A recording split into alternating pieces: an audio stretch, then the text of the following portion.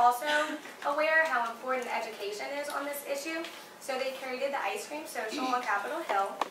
During National Pollinator Week, the brand used the Pollinator Partnership and hosted a briefing on Capitol Hill about the status of the flight of the honeybees, and Haggen Daz hosted an ice cream social.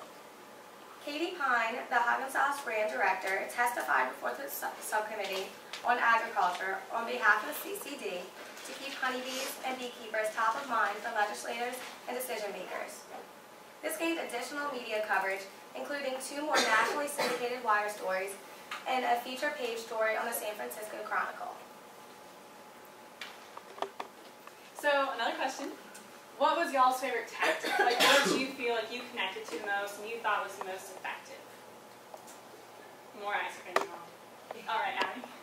I'd say the print ad, because people can actually read it, and they have like a physical and tangible thing that they could read and maybe share with their friends, and not just saying, oh hey, I heard this, PR campaign. Right.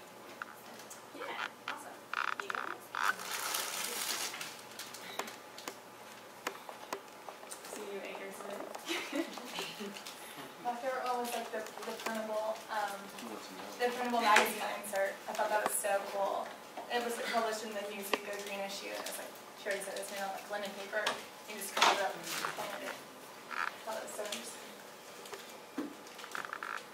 And then another question. Do y'all think up to this point, like everything you know so far, do you think it was a successful campaign or not successful? Why or why not?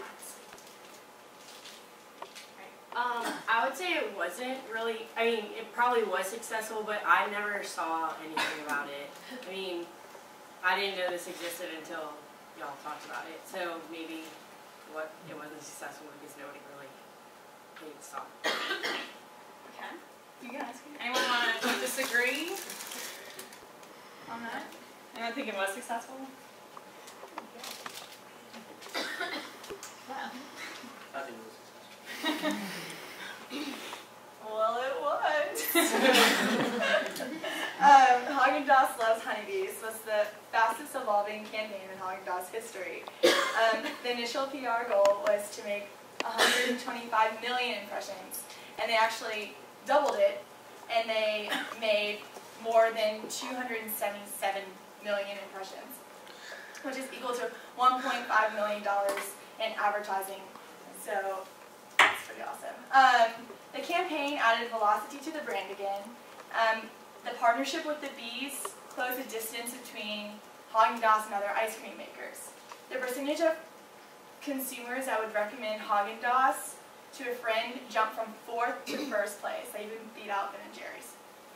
Haggen Daz brand advocacy was increased by 69%, and the revenue was increased by 7%. The Haggen Daz Loves Honeybees campaign also contributed to one of the fastest moving agriculture issues. When the word went out about the campaign, media coverage poured out about the honeybee problem and the role that Haggen Daz was playing to support it. Haggen Daz also welcomed 448,000 potential beekeepers to their website, and the YouTube video of the bee dance had over 1 million views in a month.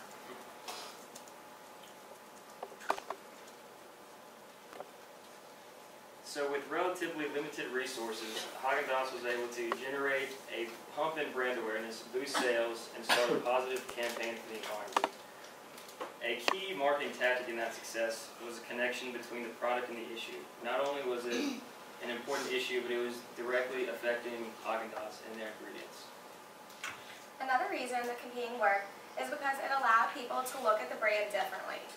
This approach offered consumers a different look at Haggen Daz because all the previous communications was just about how great the ice cream is.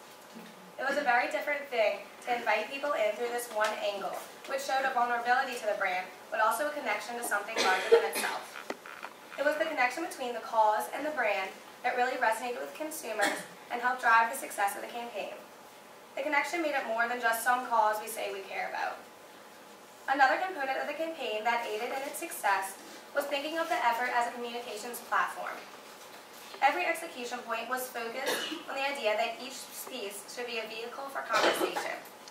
The idea was to get people to think about the problem first and foremost, understand Haggen Daz's connection to it, and then motivate people to do something about it.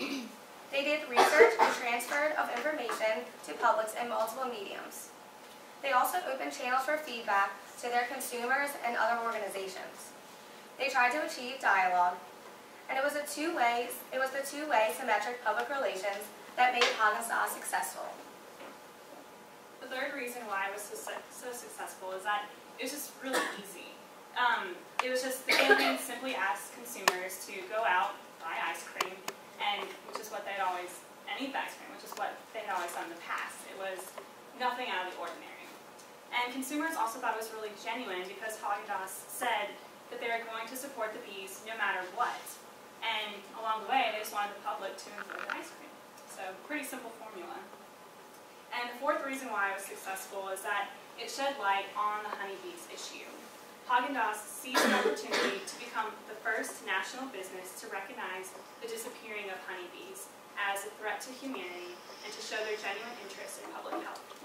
Haggen Daz was invited to testify on June 26, 2008 to urge Congress to allocate funding for additional honeybee research. Sending a client to Congress was a first, so it's really awesome.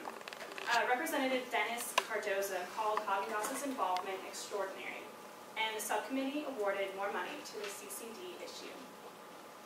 The last issue why we thought it was so successful is because it was innovative. For the first time ever, there was a coalition between interested parties banding together around this issue. Haggen Daz was the first brand to raise awareness about honeybees, and strategies like the seed ad were first of its kind and got people excited about something so simple.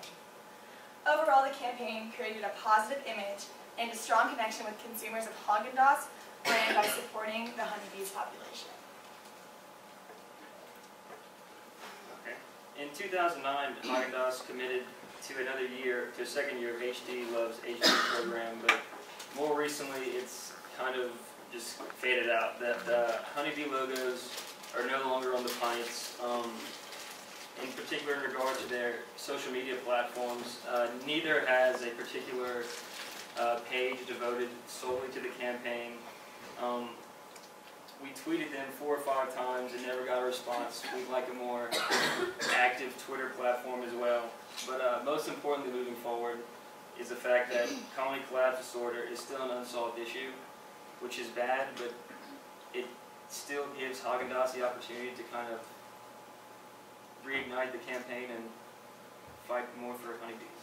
We checked on their website too, and the last post that they put was from 2009, so they're not updating it at all. And all the tweets were having to do with the campaign, and they never tweeted back.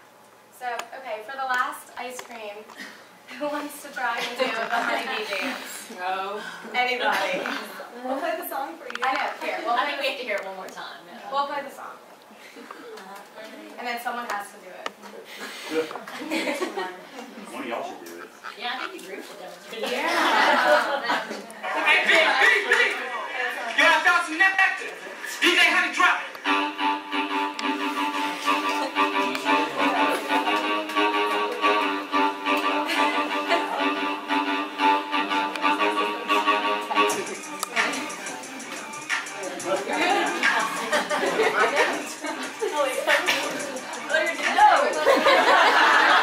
I started my trousers.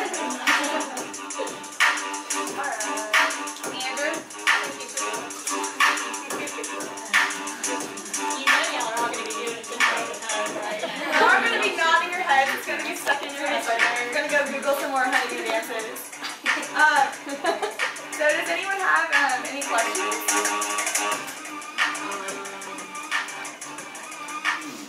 Did it change your mind? Like, do you think it was successful after all? Or are you still stuck on it? Why did they not continue the campaign?